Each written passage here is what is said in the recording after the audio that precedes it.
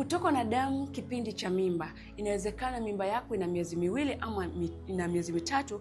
Huwa sio hali ya kawaida, huwa ni hali ya hatari. Huwa inaashiria mambo makubwa mawili. Jambo la kwanza, huwa inaashiria kwamba mimba yako inatishia kutoka. Yaani unajikuta ambayo umeibeba inatishia kutoka, na ndio maana unaona unatokwa na damu sehemu zako za siri. Lakini jambo la pili, huwa inaashiria mimba imetunga kwenye mirija na sio kwenye kizazi, au nje ya kizazi kwenye mirija, na ndio maana unaona hali hiyo inakutokea. Kama ni wewe una mimba ya miezi miwili, mitatu mpaka hadi minne, unatoka na damu sehemu zako za siri, hata kama hujashiriki tendo la ndoa, basi damu zinatoka, jua kwamba ni dalili ya hatari, na ndio maana unaona unapitia hali hiyo. Sita kuchukua tahadhari ama kwenda hospitalini ukafanyia uchunguzi, itakusaidia wewe kuondokana na changamoto ambazo zingekupata hapo mbeleni. Naitwa Madam Bahati na ni bahati kukuona video.